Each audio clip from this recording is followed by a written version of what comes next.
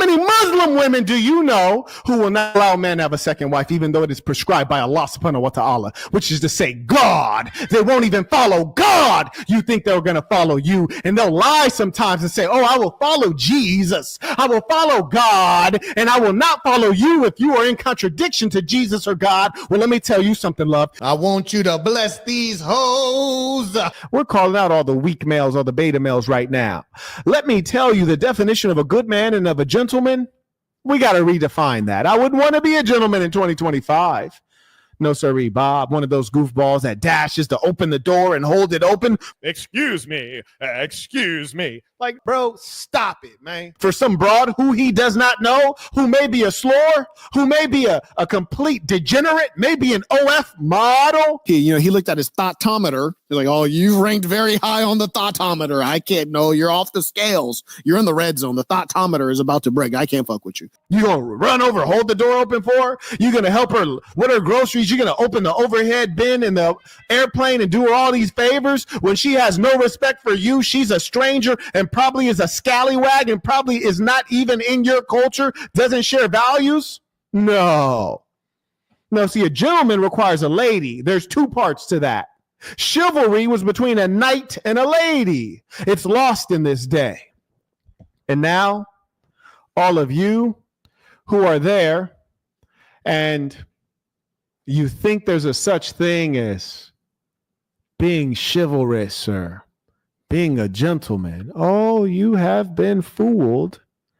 Yes, you've been fooled.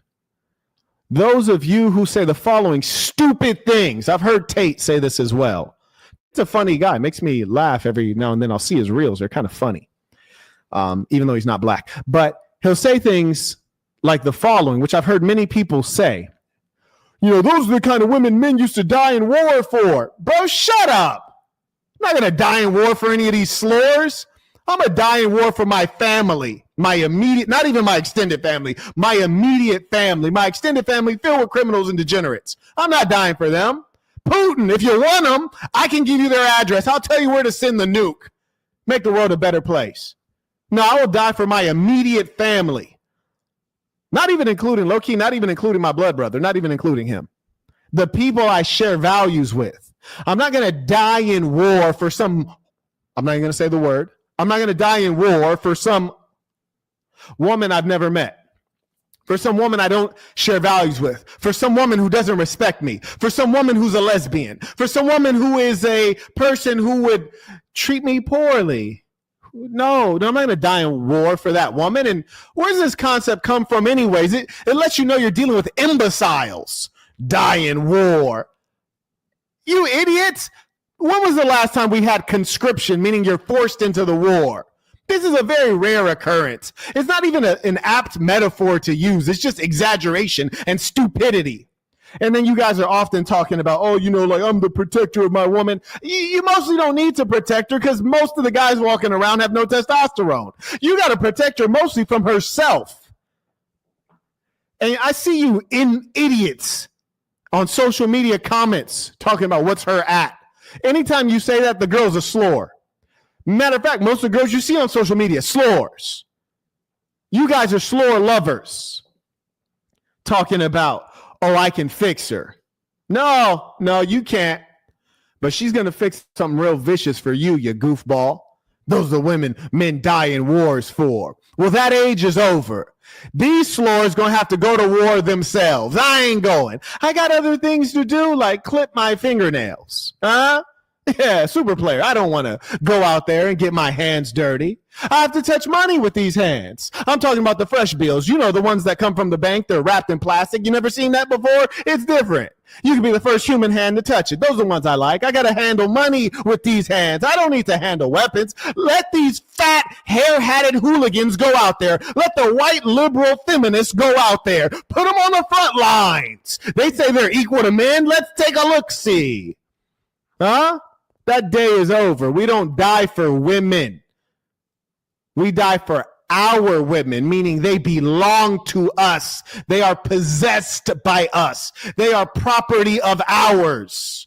So that being the case, we're not dying for the woman. We're dying for our own control, power, and dominance. Because if you're coming at her, you're dealing in my asset.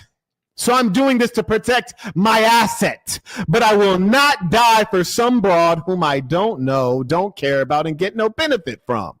And I'm about to stop holding the doors for them. I'm about to stop getting out of the way when they're walking down. No, ain't none of that going off. Yeah, it's a new world. You want to be a feminist? We're going to give you some feminism. Matter of fact, I'm the chief feminist now. You hear me? Yeah, I'm the chief feminist. So stop all that goofy stuff. It's all these guys that are actually weak males lying to themselves. That's why I started the lecture. I said our daily challenge is to be honest. Chief among those we should be honest with is the self. But we spend so much time lying to ourselves to protect our ego, and in protecting our ego, we sacrifice our quality of life and our future. Because when you are dealing in lies, it may comfort you in the short term, it will hurt you in the long term. Lies make you vulnerable. Truth shelters you. Huh? Come on now.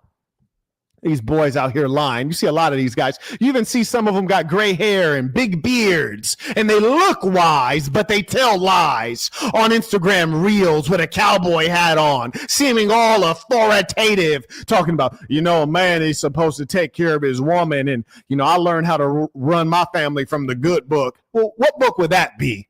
Okay, because last I checked, America was a Christian country, and when it started with the murder and genocide of the Native Americans. Then it moved on to the enslavement of the blacks, and then it went from that to a lot of cultural movement and LGBTQ. And so at what point was it properly a Christian nation? I'm just curious. And if Christianity is the answer, why hasn't it worked yet? I'm not saying Christianity is bad, but I'm saying stop selling to people that which doesn't work. Stop with the lies and stop following this religion that is supposed to be patriarchal, but the way that you exercise it is matriarchal, because the woman gets all the benefits in it. The marriage that you talk about and practice, which comes from your religion, benefits the woman. But here's the kicker. Your religion tells both of you to be virgins, and you weak beta males, you guys come into the relationship as a virgin. The woman came as a born again Christian, a born again virgin, and then you go ahead and marry her and get done dirty in the end. Yes, you do. Yeah, I've seen it too many times. Come on, man. I've seen it too many times. The feminists will tell you that religions are patriarchal, but when you really break it down, you'll see that it's the women benefiting from the religion. Even take Islam for an example. You'll hear these broads saying, oh, you know what, in Islam, in the deen of Islam, I have the right to get my education. They want to fulfill their Islamic rights. They say in the deen of Islam, the man must provide for the family, which means he provides for me, the woman, he provides for the kids. His money is our money. But in the deen of Islam, as the woman, my money is just my money. I can spend it frivolously. I can spend it on whatever I want for me, no one else. That's what you follow? That's what you follow? That sounds like a good idea. Let her come in, free ride in a fancy car, and she gets to keep all her money for herself. And if she turns around and divorces you, not only does she maintain her own money and live selfishly, she gets to divorce you and take half of your stuff as though you weren't already giving her half your stuff during the relationship. Now she's out of it, gets the same thing. And you did not get enough contribution. And she held you to that standard using your religion virtually against you. But when you asked for her to fulfill all of your Islamic rights, all of a sudden she wasn't that religious. All of a sudden she didn't believe that much. She wanted you to fulfill her right to fleece you financially. But when you asked her to fulfill your right of being able to have 2 wives, 3 wives, up to 4, which is halal and permissible, she said, no, that ain't quite right. No, I'm not with it. And so you realize that she just uses the religion to her benefit, puts it on and off like a cloak. For women don't actually believe in the religion. They might believe in the man. And if the man is religious, then it will be a religious family. But if the man is not religious, it will not be a religious family. So the woman either believes in the man or she doesn't. And if she doesn't believe in the man, she really believes in nothing. And she just yields to her own selfish, wicked desires. Come on now. Let's talk about it. How many Muslim women do you know who will not allow a man to have a second wife, even though it is prescribed by Allah subhanahu wa ta'ala, which is to say God? They won't even follow God. You think they're going to follow you, and they'll lie sometimes and say, oh, I will follow Jesus. I will follow God, and I will not follow you if you are in contradiction to Jesus or God. Well, let me tell you something, love. If you sign up to be with a man, he is your leader, and wherever he leads you is where you need to go. Don't you try to make an imaginary man more powerful than the man right here that can stand in front of you, the one that will hand over your provisions. Don't make an imaginary man stronger than him. And I'm not saying that God is an imaginary man. What I'm telling you is that the God that they created is an imaginary man. The Jesus that they follow is an imaginary Jesus, not the one described in the New Testament, but the one that you can find in page 3 of the holosophy that they follow, okay? Yes, indeedy. These women are not real, they're fake. Everything about them is fake from the head to the toe, but yet they want a real man. Everything about them is fake, yet they want real Gucci and real Louis Vuitton. They only want it to be real when it's a cost, not to them, but to you. You'd be a damn fool to follow these broads. You'd be a fool to follow these pickup artists because they ain't got no goddamn game. I tell you how I know they ain't got no game. The reason they're always saying, go ahead and stay on your purpose. Get on your purpose. What do they mean by purpose? What they mean is go ahead, get you some green. Why do they say you need to get you some green? Because they didn't get women until they got money. They didn't get women till they got money. So that's all they know how to do. And that's what they teach to you. Get your money, then you get your women. So they really ain't teaching you about no spitting, about no game, about nothing. You hear me? But me, I done had women my whole life. I done had them when I was young. I done had them in the middle. I got them now. Probably got 1, 2, 3, 4, 5 jumping out the woodwork. And the point is, it all comes from ism. It comes from game. It comes from natural charm and grace. It comes from strategy. It comes from superior intelligence and strategy. And that's what I can tell you about. You dig? Because I had women when I had no money. I tell you what, I always been wealthy in women. You dig? It's different over here. Pay attention to me. Pay attention to me. These boys say stay on your purpose when in reality, most of you, what you really want is a good woman. What you really want is a belly warmer. What you really want is a little bit of, you hear me, a slice of pie.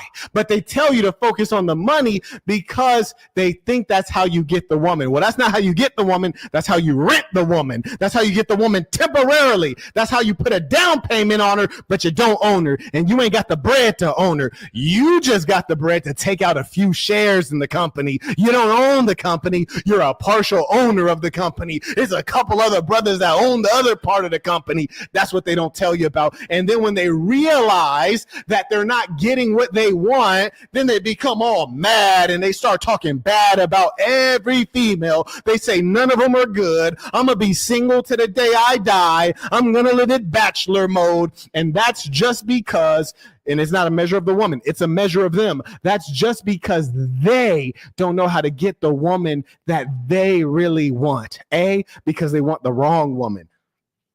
Yeah, they want the wrong woman. And then B, because they don't know how to be valuable and then present value. Not sell themselves to the broad, but present value to live as a man, which is attractive. You present the value. You don't got to sell it. When the woman sees the value, she's attracted to the value. They're going to come to you. Come on now. There's levels to this right here. There's levels to this. Oh, we going to go in, man. We going in. Listen. Your pickup artists, your game gurus, all these nerds, they have no game. They have no game. It's very limited. It's unimpressive. They could never do what I could do ever in life. Never, never, never, never. I've spit more game with this one finger than all of your pickup artists. I hit a broad with that. You hear me? Yeah, hit her with that. They come right over. They come right over. Easy work. Come on, man. It's different out here. It's different.